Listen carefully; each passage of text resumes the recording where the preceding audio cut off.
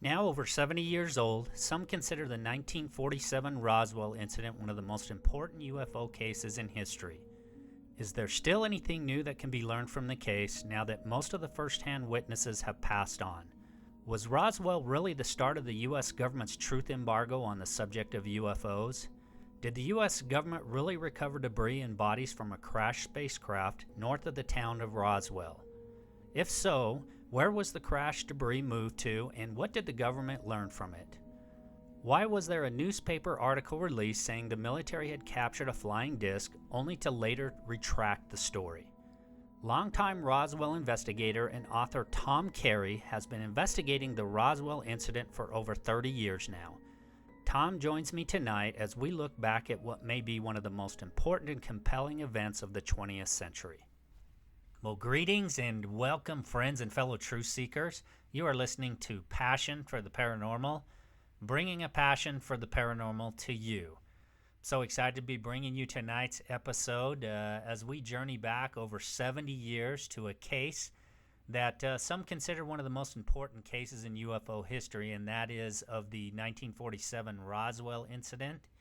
And so many interesting aspects to this case, and Tom Carey has been investigating this case for well over 30 years, and it's so great to have Tom joining me to be able to talk about what he's learned over his 30 years of investigating this case. So I really think you're going to enjoy tonight's episode, and if you haven't been over to the website, please pay us a visit over there at passion4theparanormal.com. And you can catch up with some past episodes there. You can, if you have a paranormal experience you want to share with us, we'd love to hear it. You can also check out some new Passion for the Paranormal merchandise of hoodies, t-shirts, and coffee mugs. And if you haven't been over to the Facebook page, please also visit us there at facebook.com/passion4theparanormal. We're also on Twitter at passion4thepara. And if you know of a friend, family member, or coworker you think would like checking out the show or tuning into it, please share a link with them. That is a great way to spread the word and to let others know about the show if you're enjoying it. All right, so without further ado, I'm going to go ahead and get into this discussion with Tom. And haven't really covered the Roswell case in any other shows. I've talked a little bit about it with other guests. But here we're really going to delve into it, and Tom has devoted over 30 years of research to this case. So, again, I think you're really going to enjoy tonight's show. Thank you so much for tuning in, and we're going to go ahead and get into this discussion. Okay, so my guest tonight is Thomas Carey, and Tom holds a degree in business administration from Temple University and an MA in anthropology from California State University. He is an Air Force veteran who held a top-secret crypto clearance and is now a retired Philadelphia area businessman. Tom was also a state section director for MUFON in southeastern Pennsylvania, a special investigator for the J. Allen Hynek Center for UFO Studies, and a member of its board of directors. Tom has authored or co-authored more than 40 published articles about the Roswell events and has appeared as a guest on Coast to Coast AM, Fox and Friends, and Larry King Live. He also contributed to a number of Roswell-related documentaries and was a consultant and interviewee on the highly acclaimed 2-hour Sci-Fi Channel documentary, The Roswell Crash: Startling New Evidence. His 2007 book, co-authored with Don Schmitt, Witness to Roswell, Unmasking the 60-Year Cover-Up, was a #1 best-selling UFO book, and its 2009 sequel, Witness to Roswell, Unmasking the Government's Biggest Cover-Up, remains a bestseller. His third book, The Children of Roswell, was released in 2016 and also reached #1 in its category. He recently released 2 additional books related to the Roswell Incident, which are UFO Secrets Inside Wright-Patterson and Roswell, the Chronological Pictorial. Tom, what a resume you have there, and thank you so much for joining me on the show tonight. Nice to be with you, Carey. Yeah, it's a real pleasure, Tom. I have been fascinated with the Roswell Incident going back over 20 years now. And for me, that is really kind of where it all started and where my interest in the UFO subject, I think, really where it whetted my appetite, I would say, for looking into the UFO subject. There was a little book that came out by Philip Corso the day after Roswell, I read, and, I've been fascinated with the subject ever since. Really have followed it for well over 20 years, not only Roswell Incident, but just, the UFO subject in general. But maybe if you could take us back to how this journey started for you, how you got started, first of all, in researching UFOs and more specifically into the Roswell incident. Okay, Carey, good question. I became interested in the subject of UFOs when I was a teenager, living in Philadelphia. I live in Huntington Valley, which is just outside of Philadelphia now. But my older brother used to belong to something called the Science Fiction Book Club. And one of the books he received was a book by the former head of Project Blue Book, Edward Ruppelt. It was called the Report on Flying Saucers, or the Report on UFOs, something like that. And it lay around the house on the coffee table for a couple months. And finally, I picked it up and read it and was really fascinated with this subject of UFOs and flying saucers. So, what could these things be? I'm like a young teenager at that point. I read a few books thereafter by Donald E. Kehoe, which in the 1950s and early 60s was probably the most significant proponent of the UFOs of a civilian nature. So I go off to college, to Temple University, and the subject more or less, went away for me. And I joined the Air Force for 4 years, and again, I wasn't interested in UFOs at that point because I was busy pulling KP and doing things at the Air Force with a top secret crypto clearance in cryptography. So when I got out of the Air Force, I had become interested in anthropology while I was in the Air Force, and I went on to get a master's degree in anthropology at Cal State Sacramento. And then I went on to the University of Toronto to get my PhD in anthropology. It was there 4 years, but I lacked a dissertation, so I just came up short. And I had a family by that time, and so I moved back to Philadelphia. And I had this excess energy, and by this time I've heard of this organization called MUFON, the Mutual UFO Network. So I joined up, and the next thing I know, I'm the state section director for Philadelphia and the 4 surrounding counties. And, I don't know how that came off, but that's what happened. So I started, we're in the mid-'80s now, and so I started investigating local UFO reports. And they were all of the lights in the sky variety. I saw a light, it went this way, it that way, oh, wow, So that went on for a couple of years, and I just felt that those cases were not leading us to any great conclusion concerning UFOs. In 1980, this is even before I joined MUFON, I had read this book called The Roswell Incident. Came out in 1980 by Charles Berlitz and William Moore. And the book really blew me away because we're not talking about lights in the sky. We're not talking about strange things that land and then fly away. We're talking about an alleged crash of a physical craft with several dead bodies, and perhaps one that was alive. So this case really captured my fascination to the exclusion of the rest of the UFO phenomenon. Things like crop circles and things associated with UFOs, abductions. Those things didn't interest me. It's this one case. So, long about 1990, I had joined a group out of Chicago called the J. Allen Hynek Center for UFO Studies, called the QFOS for short. And these two fellows, Don Schmitt and Kevin Randall, who were members of QFOS, were reopening the Roswell case, because after that first book came out in 1980, that was it. There were no more books about the subject. So Randall and Schmitt, where they would have like an article or every issue of the QFOS's publication. I think it was a bi-monthly publication, the International UFO Reporter. And again, the subject of this crash really fascinated me.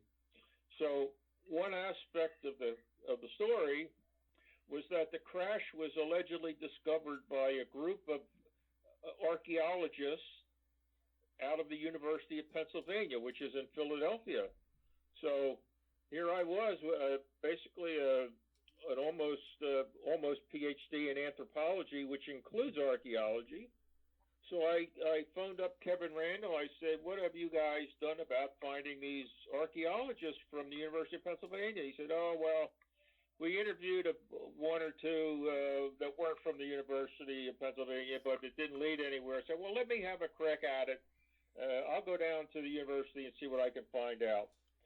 So one Saturday afternoon, I went down to the university library down there and started nosing around, and I discovered the leader of the alleged archaeology crew that found the craft, and that's how I got really active. This is like 1990, 1991. That's when I became at that point, sort of an associate investigator for Randall and Schmitt. So what happens is that the case, they write two books together, UFO Crash at Roswell in 1991, and then The Truth About the UFO Crash at Roswell in 1994. So along comes 1997, and if you remember, Carey, that was the 50th anniversary of the Roswell crash. And by this time, it's covered by several of the TV networks. The term Roswell is known all around the world, and it's really big now. And July of 1997 was sort of the high point of interest in the case. CNN had covered the big goings-on down in Roswell during the anniversary wall-to-wall coverage. And after 1997, most of the investigators left the field, and by that time I was a board member of QFOS. I hooked up with Don Schmitt, who by that time had separated from Kevin Randall. So Don Schmitt and I hooked up as a team, and we became a team in 1998, and we're still a team as I speak tonight. And together, Don and I have co-authored, as we speak, 7 books on the Roswell Incident that include 2 on Wright-Patterson, which was involved in the Roswell Incident. So last year, we had a book come out. We wrote 3 books in the last year and a half.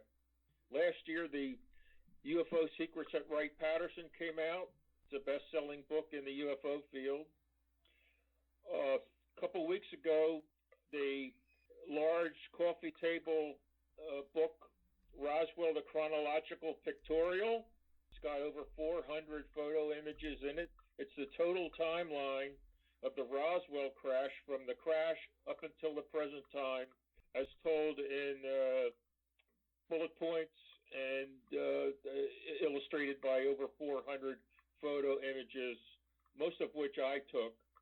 Well, a lot of which, let's say a lot of them I took. And we have a book coming out this year, maybe in 2 months, called Roswell, the Ultimate Cold Case Closed. So that will be out in about 2 months, and that brings us current. Interesting. Now, what I wanted to ask you is, now you've been so heavily involved for so many years now investigating Roswell, so going back to the early 90s, has this consumed pretty much all of your UFO research once you heavily got involved? 100%. And interesting. Now, the other question I would have for you is, we've got so much new information coming out, and in fact, it's hard to separate the wheat from the chaff sometimes in the UFO community. Do you kind of feel like, this has been over 70 years now since this event took place. Do you feel it's kind of lost interest in the UFO community, or do you feel like there's still, you just don't hear about it near as much as you used to? And I don't know if that's because of, we had the 2017 UFO report that came out, the New York Times report in December 2017. Have you felt like it's lost interest, or do you still feel like there's a lot of interest in it? Well, Carey, I think it was waning until that 2017 video came out from, what's his name, Elizondo? Yes, To the Stars Academy. I can't remember his first name. Luis Elizondo. Yes, that's correct. And that Navy photograph of the chasing that UFO, I think, has really rekindled, because it seems to have the imprimatur of the U.S. Navy. Although the Navy will not use the term UFOs, they use UAW, unidentified aerial phenomena, but at least they acknowledge that there's something going on out there, and that they have to modify their reporting requirements, because they used to just dismiss them, but now, because of those images that everybody has seen, things have changed. I think when you consider that you have a cable channel, the Travel Channel, which their whole, it used to be a travel channel, but now their entire program offerings are on the paranormal, and a lot of it is UFOs. And in fact, I will be on one of their shows come this coming June. It will be about they tell me it's about the Kecksburg crash in western Pennsylvania in 1980. Was it 80 or 65? I think it was 1965. Yeah, 1965. UFO crash. They were here at my house for a couple hours interviewing me, and that show, I understand, will air on the Travel Channel in June. So I think, in the History Channel, they have that, alien, what do they call that? Alien UFOs or UFO aliens, something like that, the big show. And I believe that the interest is on the upswing again, mostly because of that. The Navy has now more or less admitted that there's UFOs, even though they don't call them that.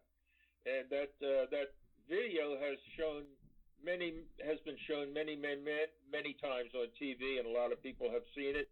And it's not something that somebody cooked up with a computer. It's a Navy video from, I guess, a fighter jet was tracking it. So yeah, it's actually gun camera footage. Important stuff.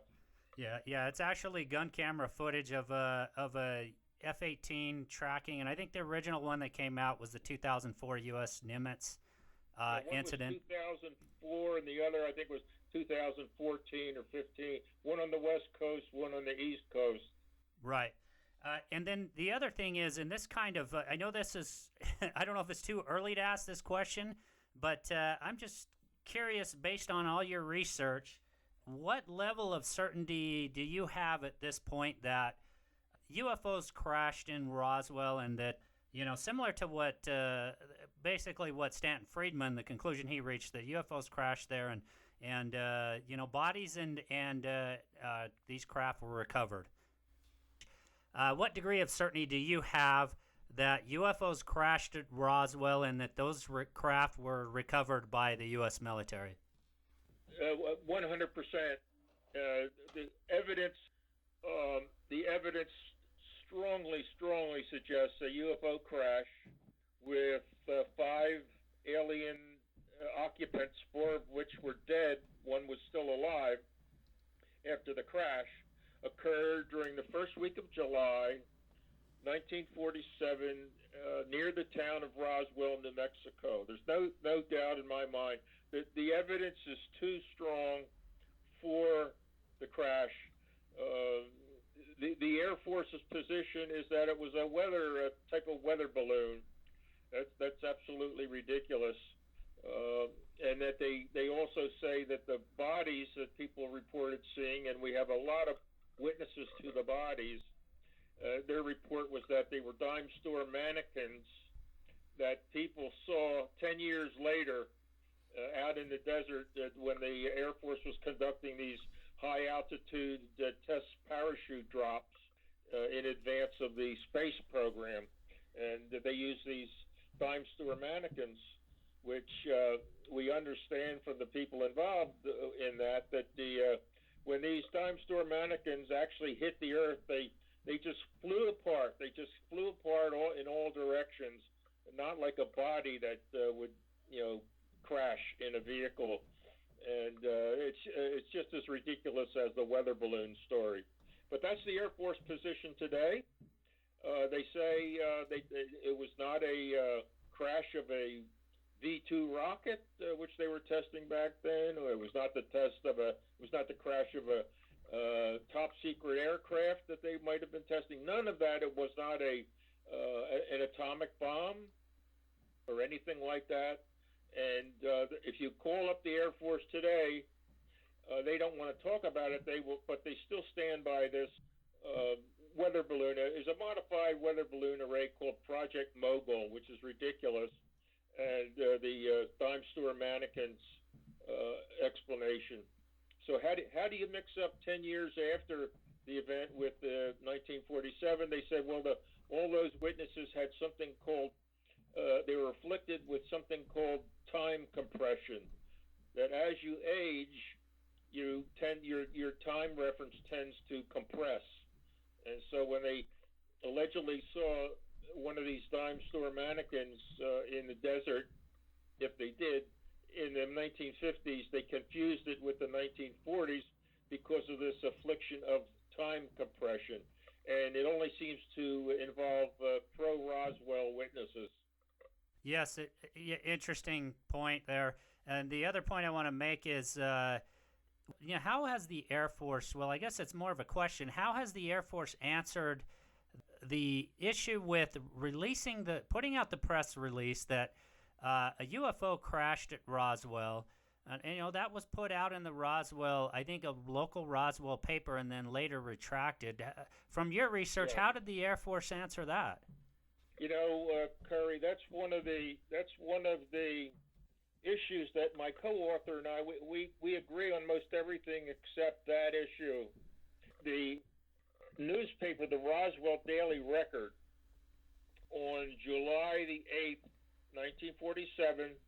This is after they sent the base intelligence officer out to the crash site on the 6th, and he gets back on the 8th. And so out comes in the afternoon Roswell Daily Record, which is an afternoon paper. It still is. The headline was RAAF, and that's not the RAF from World War II fame, and it's not the Royal Air Force. It's the Roswell Army Airfield. RAAF captures. They use the word captures flying saucer on ranch in Roswell region, and that's how it became known as the Roswell crash, because it was actually closer to the town of Corona, but because of that headline, it's known as the Roswell crash. So the first day out, they said it was a flying saucer. They used that term. The base south of town near Roswell, they captured a flying saucer. Well, the very next day, July the 9th, the story changes. It says, it wasn't a flying saucer. It was a weather balloon. Now, the outfit that found the craft and the bodies was the 509th Bomb Group, located at Roswell Army Airfield. That is a group that dropped the 2 atomic bombs on Japan to end World War II. Now, if they can't tell the difference between a spaceship that has traveled between solar systems and a common weather balloon, I don't know that I want their finger on the atomic bomb, you know. But the story is, the bone of contention is, did that original story about the flying saucer, did that originate locally with the base commander at Roswell, or was that a plot that was hatched in Washington, D.C., and filtered down through the chain of command to put that story out, then to take it away the next day and make everybody feel silly? My own view is that it was a local faux pas by the base commander, that he put the story out thinking that it was, you know, this is what happened. But the other side of it is, well, in the military chain of command, it's likely that it has, things like that would have to go up the chain of command for permission. So my co-author Don Schmitt believes the latter, that it was a plot hatched in Washington, D.C., why I believe it was a local faux pas by the base commander, William Blanchard, who was a colonel. So it is nevertheless, it did happen. And if it was hatched in Washington, D.C., why did the deputy commander of SAC, the Strategic Air Command, under which the 509th was operating, why did he call up the local commander and chew him out for that story? It seems to me, if it was hatched in Washington, why would they chew out the commander for following orders? That to me doesn't make sense. But there's no hard and fast answer to your question. There are those two trains of thought, and I believe one, and my co-author believes the other. Do you know how many? Now, I know most of, or if not all, the first-hand witnesses have probably passed on. But how many first-hand witnesses, as you've done your research over the years, actually saw something strange in the sky in the sky that night? Do you know how many roughly? You know, we've never sat down and counted them up, but there's a lot of first-hand, more second-hand, because the first-hand, they're all dead now. Well, I'm sorry. There's one that we know of is still alive. Out of all the witnesses that we've interviewed of a first-hand nature, we only know of one that's still alive, and he's in a nursing home in Roswell with dementia.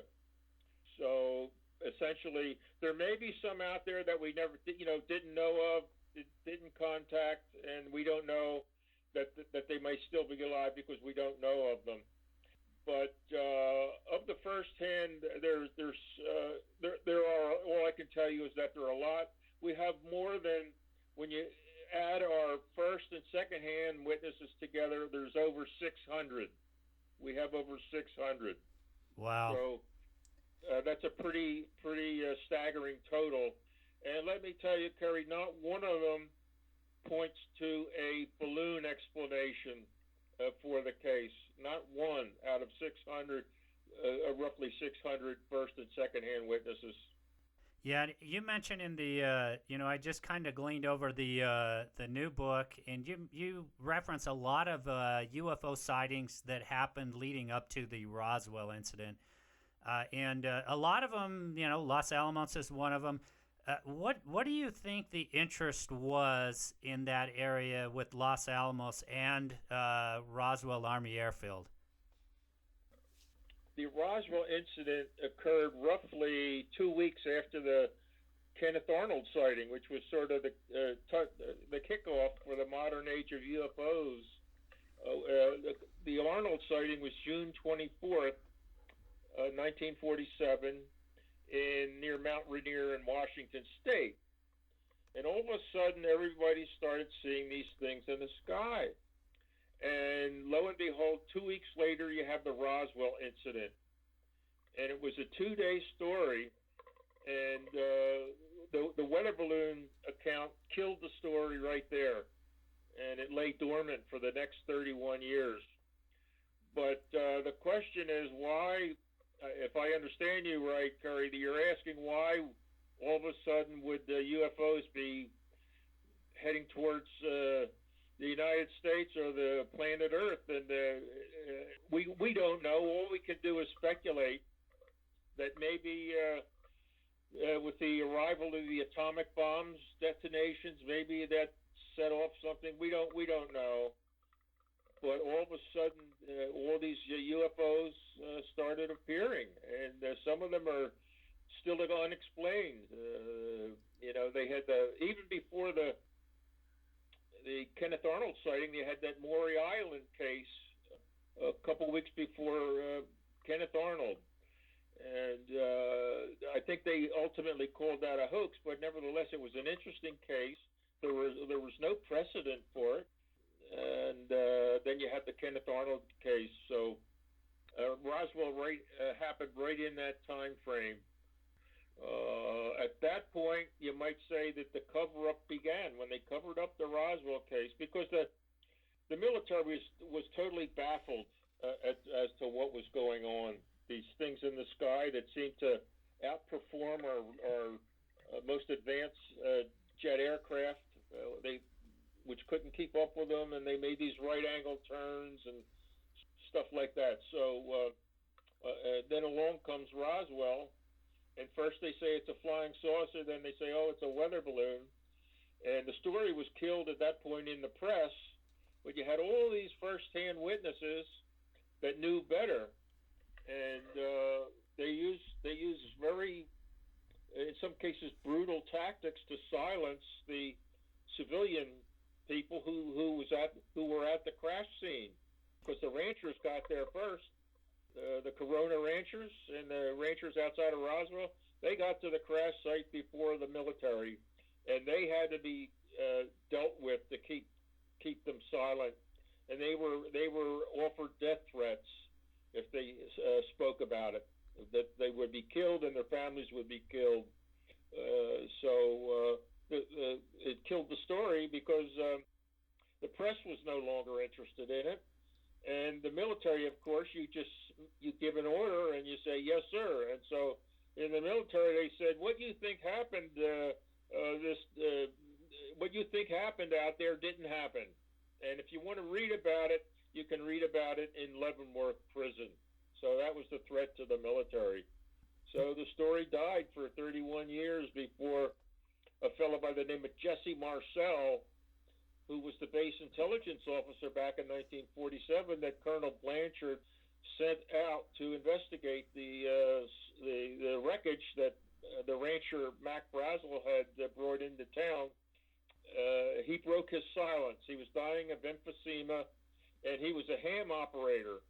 And on his little ham network, they started talking about flying saucers, and he finally said, well, back in 47, I handled wreckage, pieces of wreckage from one. And he's dead now. He died in 1986. But he lived in Houma, Louisiana. And Stan Friedman, who was at the time, he was giving his UFOs are real lectures all over the country, mostly at colleges and universities. And he was down in Baton Rouge, Louisiana, giving a talk about UFOs are real when he was interviewed by a local TV station down there.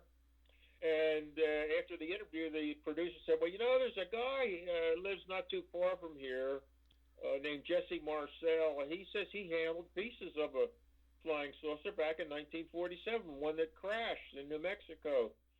So before Stan Friedman left town, he called Jesse Marcel on the telephone. I guess it was from the airport, and briefly interviewed him, and was so impressed that he hooked up with William Moore, who had just written a book about the Philadelphia experiment.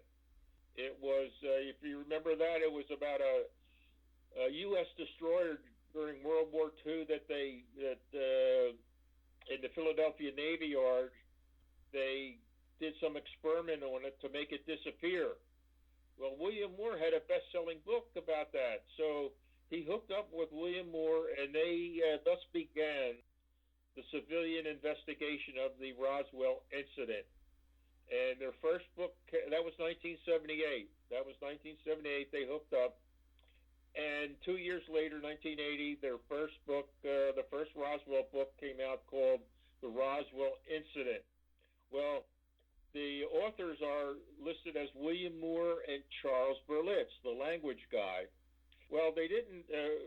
Stan Friedman was the investigator along with Moore, but they figured that at that time Stan wasn't as well known as Charles Berlitz, because of Berlitz's language primers, and also Berlitz had just had a best-selling book about the Bermuda Triangle, so he was well known for his book about the Bermuda Triangle, and William Moore was well known because of his book on the Philadelphia experiment. So they hooked up Berlitz with Moore, and out came the Roswell Incident, the book that I told you that really blew me away, and that started a lot of people, well, not a lot, but some of us became really interested in that case. The original book, as I understand it, by Berlitz and Moore, was based on interviews of 60 witnesses, 60 first and second-hand witnesses.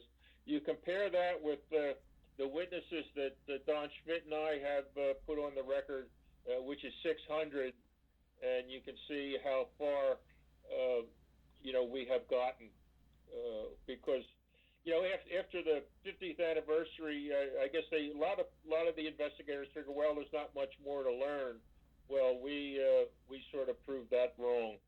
Yeah, and I wanted to ask, because this is one of the when you hear people talk about or they criticize the case, they'll say, I mean, if this is just one of the things I've heard thrown out there. If these were such advanced, ETs and alien craft, then how were they brought down? I mean, there's speculation that AAA was fired at them by the base, the lightning storms, that sort of thing. But, you do get that thrown out there, that if these are such advanced civilizations and craft, then why were they able to be brought down?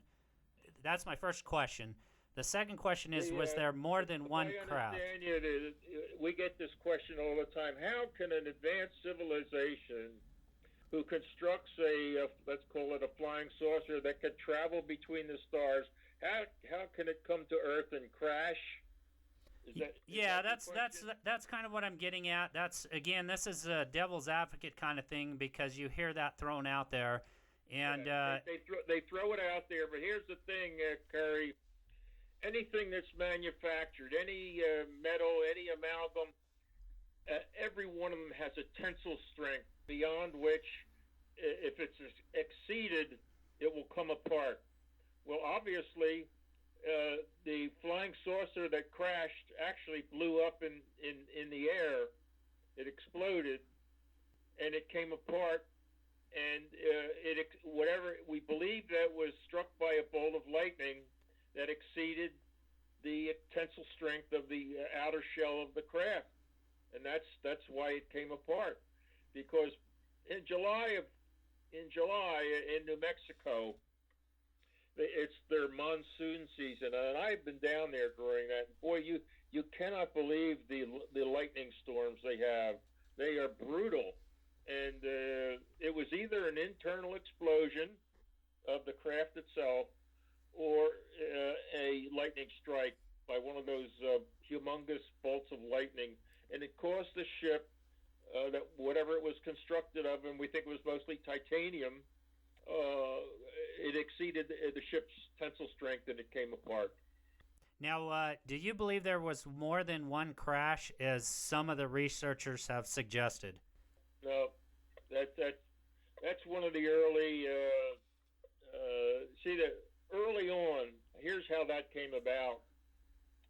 When Moore and Friedman were researching the Roswell crash, they were, which occurred near the town of Corona, New Mexico.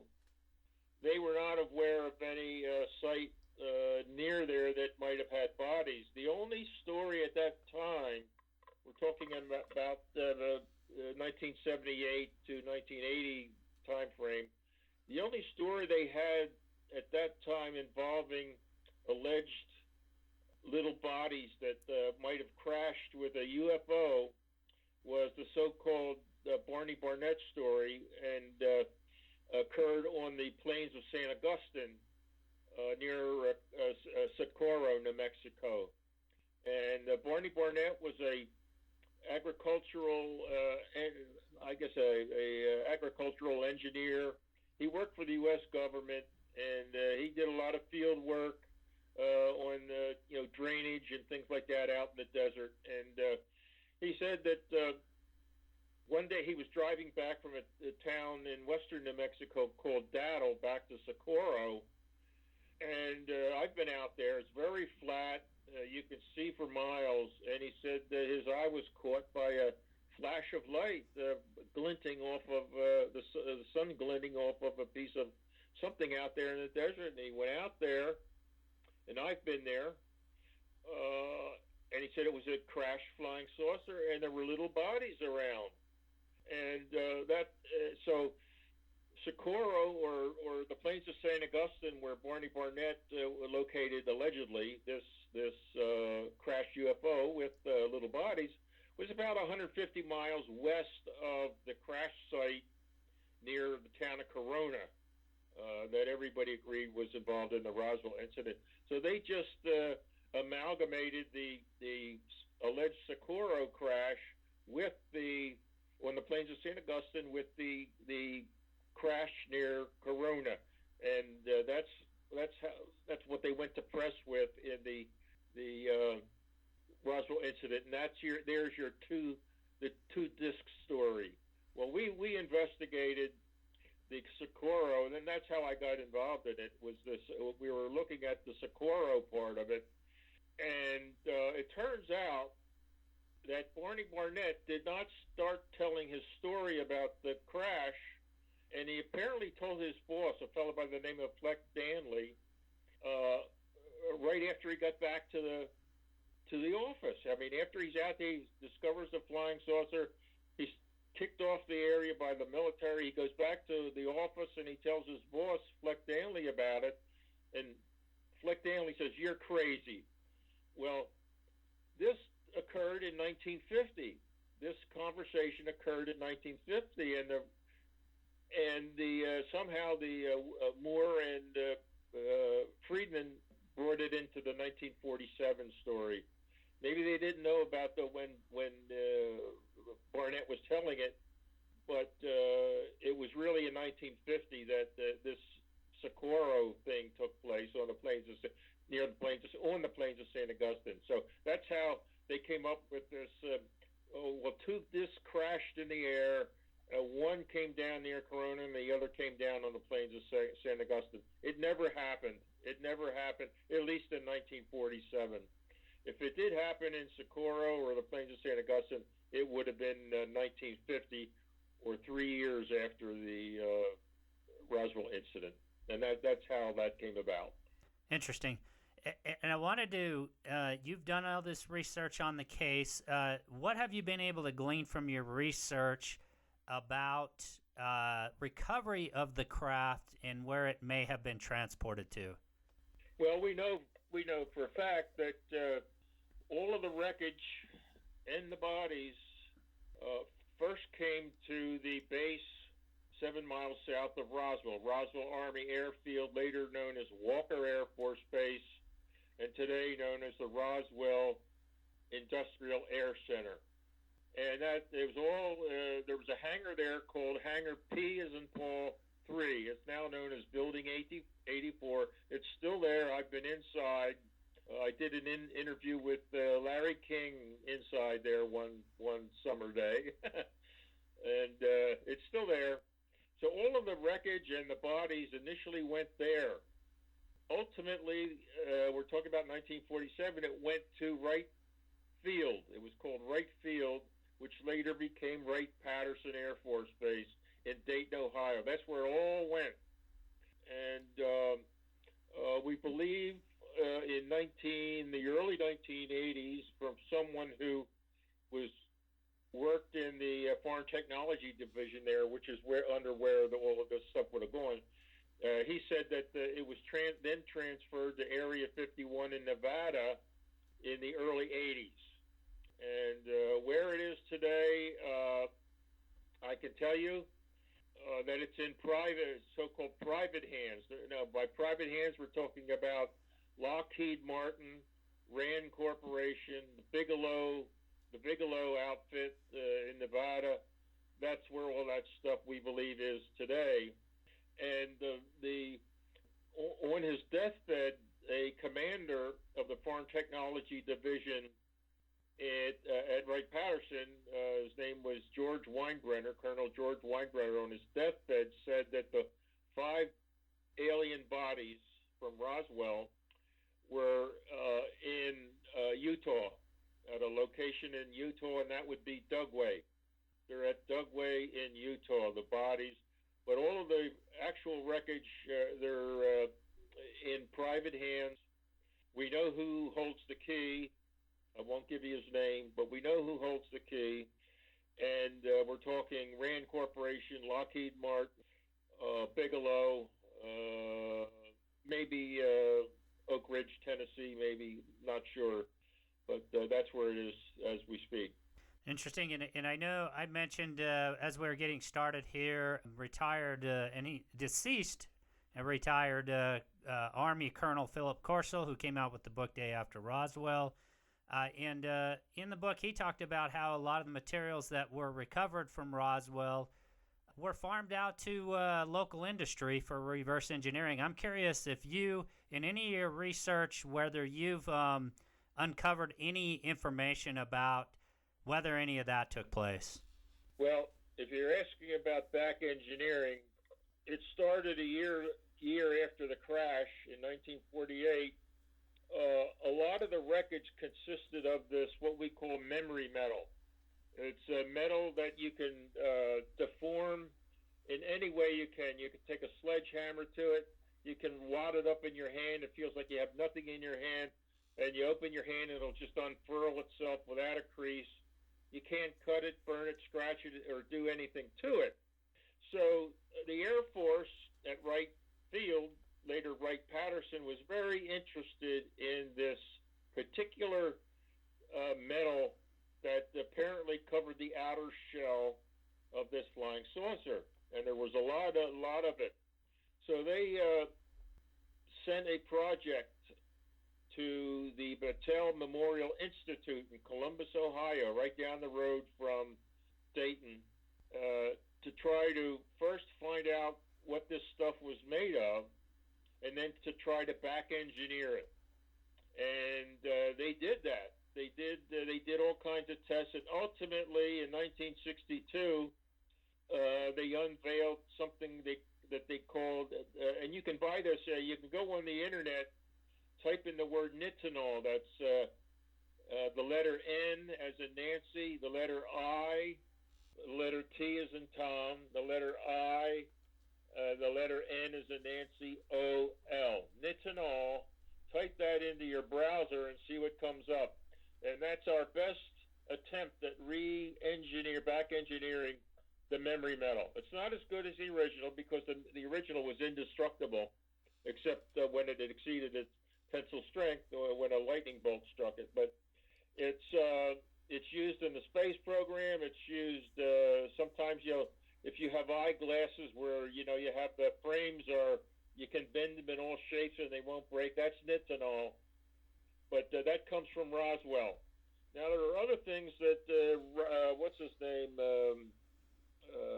You just mentioned him. I'm losing the name. Yeah, Colonel Phil Corso. Corso. He mentioned a number of other things like night vision goggles and all that sort of stuff. I don't know about that. Transistors is another one. It seems to me, and there's a lot of evidence that a lot of these things were already in development at the time of Roswell. The only one that I'm really sure of, because we have the update reports on the progress from Ray Patterson back to the Air Force on this project to develop this memory metal. We have those reports, and that's the only one I'm really sure of. And I wanted to talk a little bit about your research into the bodies recovered. Now, there's been mention of 5 bodies, small in size. Can you talk a little bit more about what you gleaned from your research on the physical characteristics of these bodies recovered? Yes, I'd like to mention our book that just came out. I sent you a PDF copy of the Roswell, the Chronological Pictorial, which is the time frame from the crash up into the present of the Roswell case. In there, there's a page that has all of the illustrations of what the bodies look like. And the one that I like the best is that even before the military got there back in 47, a fireman that worked for the Roswell Fire Department named, it was Frankie Rose's father, Dan Dwyer. Boy, the farther away I get, I'm having trouble remembering some of these names. Dan Dwyer was a fireman for the city of Roswell, and when the phone call came in about the crash, he got out there even before the fire company decided to go out, and they were actually prevented from going out by the mayor of Roswell or the city manager and the military. But Dan Dwyer got out there before the military got there, and he saw everything. So when he gets back home at night, it was, okay, hi, Daddy, what did you do today? And he said, well, I found a flying saucer out north of town. And at first, they wanted a description of what it looked like. And then he says, there were bodies there. And there was one of the beings, they didn't call them aliens, they just called them beings. One of the beings was still alive, walking around. Oh my goodness, they were flabbergasted. Well, what did it look like? Well, he just used one term. It was called child of the earth. And he didn't give a description. He just said child of the earth. Well, in the book that I sent you the PDF copy, we did a composite. I took a photograph of the child of the earth, which is actually it's also called a potato bug, a Jerusalem cricket. It's like a large insect that lives in the desert. Certainly in New Mexico, they know about it. Me being a city slicker, I never heard of it. So we took I went on the internet and dialed up a child of the earth, scanned the photograph of the head, because they call it the child of the earth because the head on this land scorpion, that's what it is, a land scorpion, cricket, something like that. I'm no insect expert. Looks like the top of the head of this insect, it has markings on it like when a child is born. When it's first born, you can see these markings on the top of the skull as black lines because the bones of the skull have not fused yet. So on these markings on the top of the head of this land insect called the child of the earth has these markings, and that's why he said child of the earth. So in this book, our latest book, we have a composite. Don Schmitt drew the body of the alien, of what they was described, and we juxtaposed. We put the head of the child of the earth on top, and for me, that is the best representation of what the Roswell aliens look like. The most salient feature is the oversized head. The oversized head, sort of heart-shaped a bit, or pear-shaped, inverted pear. Wide set eyes, slightly slanted, not those big wraparound things that you see in those abduction stories, but slightly slanted. Two little holes where the nose would be, no really nose. A little slit about 1 inch wide where the mouth would be, and the mouth doesn't go anywhere, like into it doesn't go into a stomach or anything like that. It just doesn't go anywhere. It's a rudimentary thing. A little slit where the mouth would be, two little holes where the ears would be, and sort of pinkish gray if it's still alive. And apparently when they die, they start turning almost. Some of them were described as almost black, charred, like they decay fast. Well, that's what they look like. 3.5 to 4 feet tall. 3.5 to 4 feet tall. Very large head, and that's how and the features I've given you. No hair on the head. No hair on the head. And 4 fingers, 4 very slender fingers, and we presume 4 toes, but no one has ever described the toes for us. So that's what they look like. Any talk of the way they communicated? Yes. Oh, thank you for asking that. I forgot. That we have two first-hand witnesses about communication. The first one was Dan Dwyer, the fireman.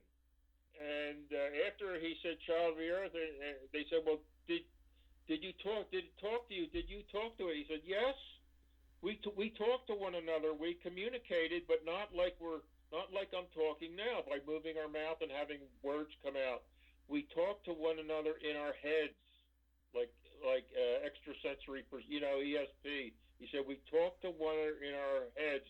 Well, what did it say? And he says, "Well, that's interesting, because he said I was concerned about it, because the thing crashed here. He's wandering around, and the alien or the being told Dan Dwyer in his head, 'Don't worry about me. I accept my fate. My comrades are dead. My ship is crashed. There's nothing anybody can do. I accept my fate. Don't worry about me.'" That was basically the message in so many words that he got from the being. Well, the second account comes from Wright-Patterson Air Force Base, because that's where the being was taken. We believe it was kept for maybe a week at Roswell, where they went, they did some, make sure it was okay and all that sort of stuff, and maybe tried to communicate, probably communicated with it, but it eventually was flown to Wright-Patterson. And the following spring, in the April of 1948, the Air War College class of 1947/48 spent a week at Wright. They flew them to, there were about 90 of them. They flew them to from Montgomery, Alabama, where the Air War College is, to Wright Field to ostensibly be instructed on administration of military matters. Well, this one day, there was nothing on this. It's interesting. There was nothing on the schedule, but our first-hand witness, a former World War II fighter pilot from the Marines, named Marion Black Mac Magruder. They called him Black Mac because he was a night fighter, and so he was. We get the story from his son that he was flown to Wright Field with the others. They were taken into this room, and they're all standing around. They may have been in a hangar, but that's what it sounds like. They were in some room in a hangar. We think it was probably hangar 23, which is the hangar that they all refer to as hangar 18. And so they're standing around. Well, okay, what are we doing here? Everybody's, they wheel in this strange wreckage. They put it on a table, and what do you fellas think about this? And they're all looking at this strange wreckage. It was all this memory metal that I told you about. All this memory metal. They were all handling it, and they said, "What is this stuff? Where did you get it?" And the guy said, the fellow that brought it in, we got it from a crash of a flying saucer that occurred in New Mexico last year, which would have been 1947. So a lot of them had never even heard of the crash. So they're taken into another room, an adjoining room. And there, you've heard of two-way mirrors. You know, you can see what's going on through it, but the person on the other side, all they see is a mirror. And so they'll go over there, and they all look through. They said, "Look through this mirror here." And well, there sits, or I guess it was sitting, but it could have been standing, or I don't know if it was doing handstands or doing the Macarena. But it was the live. We call it the live one, the one that was recovered from Roswell. It was still alive, and it's what it was doing. I don't know. Might have been doing push-ups. I don't know. But the Marion Magruder said, you know. I had an instant mental connection with it. We didn't talk to one another, but I felt great sympathy for it. Oh, I just had this connection with it. And I was feeling its human qualities, not its alien qualities, but its human qualities of sympathy. And they never spoke to one another, but it came over him, this great sense of sympathy for the human qualities that he was getting from this creature. And those are the only two stories we have about communication. Interesting stuff, though, really is. What were you able to glean in your research about what these craft may have looked like? Or craft, rather, not crafts. I think we're talking about one here. Yeah, the Roswell craft, back in the early 90s, this one so-called witness, he became... we finally determined that he was a disinformation specialist. He put out this, he claimed to have been a high-level personage in the recovery effort, and he turned out to be a phony. His name was Frank Kaufman. And he put out the thing, it was wedge-shaped, like the head of a deer slayer type arrow, you know, the triangular-shaped craft. And I personally never believed the guy about anything he said, but that's, you know, sort of lame, I guess, after the fact. But he finally confessed to us because we said, "Okay, Frank, why did you do it? We don't believe you." He says, "Well, it got out of control." And because all the news media interviewed him, and he became sort of a go-to guy when they wanted to interview people about Roswell. And some of the things he said to us, we would look at one another and say, "This guy, what is it? Where is this guy coming from? That's not true." Well, anyway, he put out the picture that it was wedge-shaped. But the problem, Carey, is that the ship, the outer structure, what the ship looked like, was totally disintegrated. But some of the pieces of wreckage that were not of the memory metal type, but of the stiff metal that you couldn't bend to do anything, they were all curved slightly. So we believe that the ship was actually a saucer, flying circular disc.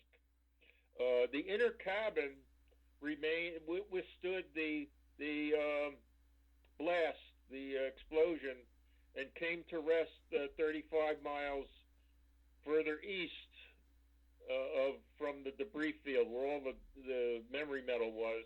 The inner cabin came to rest, and that was tear-shaped, you know, sort of egg-shaped.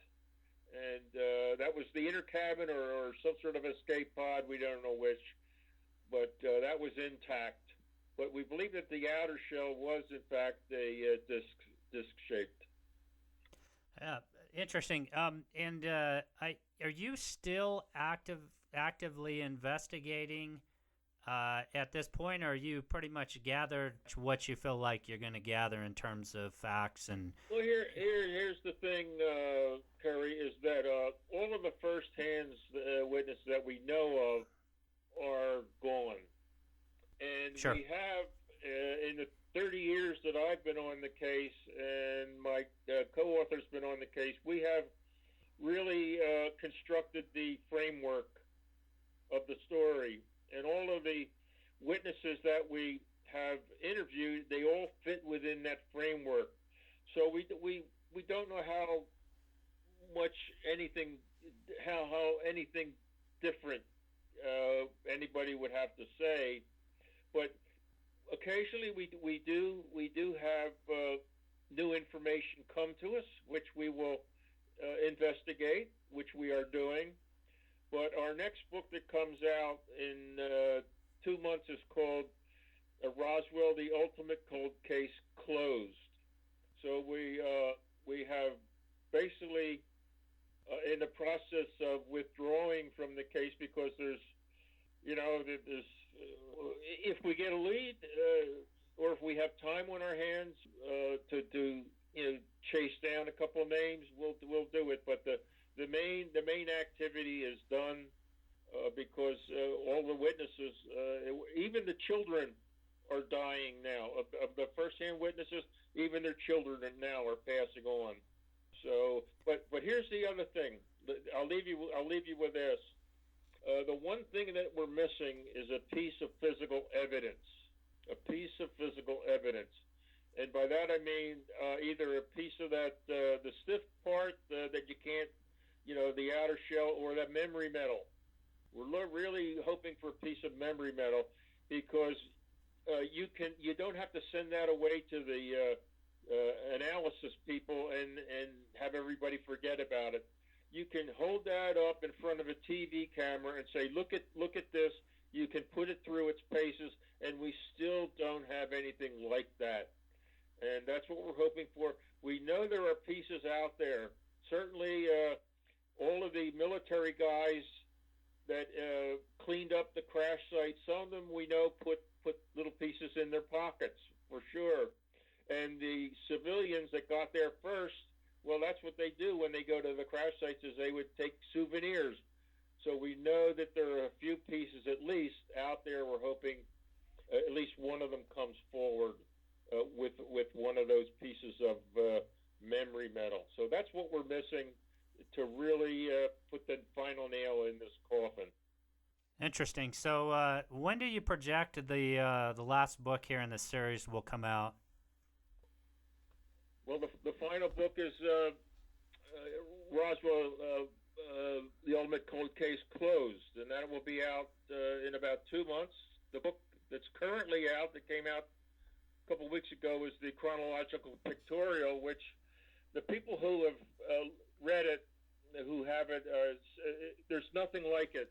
There's nothing like it. It should be the companion to every Roswell book that has ever been written, even our own. And it's a fantastic book, and I really enjoyed putting it together. And that's where we're currently at. One of the chapters in the book that's coming out in 2 months is called "Touched by Roswell," and it's about all the famous people that the case touched one way or another. And you'd be surprised how many there are and who they are. And we're thinking about, every time I think we've got the last Roswell book done, we get an idea for another one. And we're thinking of doing a complete book about all the famous people, because we only have one chapter in Case Closed that's about the people touched by Roswell. We're thinking about doing a more in-depth book about the people touched by Roswell. And that's at the thinking stage right now. So every time I think we're done, there's another book on the horizon. Wow. Even after case closed. Wow. Yeah, the work just continues to go on and on. Now, if I remember correctly, you're a speaker at the Roswell Ufo Event in July. Is that correct? Yes. Every July, I've been a speaker there for about 20 years now. The UFO, the Roswell Festival, every July. This year, we don't know if it's canceled or not. Right now, it's sort of in limbo until we get a final designation of whether it's a go or a no. So we don't know right now if that's going to go or not. We're waiting for the word from the museum, the International Museum down there. I am speaking later in the month and I haven't heard that it's been canceled, but I will be speaking at a NASA convention in Santa Fe in late July of this year. And then in October, I'll be speaking in Santa Cruz at another event. But I'm really looking forward to these. And you're actually the first interview that I've done on the new book that's currently out, the Chronological Pictorial. Wow. So, cool. Thank you for that. Yeah, thank you. I really appreciate you spending the time with me. These are certainly crazy times. I'm hoping, and I'm sure we're going to get through all this and come out the other end. Thank you so much for all the research you've done on this. It's still, to me, probably one of the most fascinating cases, and if not the most important case in UFO history. And so it's really great. I'm looking forward to that book you're going to be coming out with, that kind of the case closed book. I think that'll be an interesting one. I'm looking forward to getting a copy of that and reading that. And so we'll look forward to that. And once again, Tom, thank you so much for spending the time with me. And have a great night. And hey, be safe. Okay, so big thanks to Tom for spending the time to talk with me about what I think is still just as relevant of a case now as it was 20, 30 years ago. And I really enjoyed having that discussion with Tom and hearing about what he's gleaned from over 30 years of his research into the case. And the other thing I want to mention is if you go over to the website, one other thing you can do is you can sign up to receive the Passion for the Paranormal newsletter. And real simple, it's right there on the front page, and you just put your email address in there. We're not going to share your email address with anybody else. It's simply to receive our newsletter. So I hope you'll go over there and sign up to receive the newsletter. And don't miss next episode when I'm going to have Rob Guttrow joining me. And Rob is a medium and has written many books about the paranormal and his experience as a medium and in paranormal investigating. So make sure you join me for next episode. It's going to be a great one. Thank you so much for tuning into the show, everybody. Stay safe. These are crazy times, but we will get through it. Stay safe, and once again, thank you for tuning in.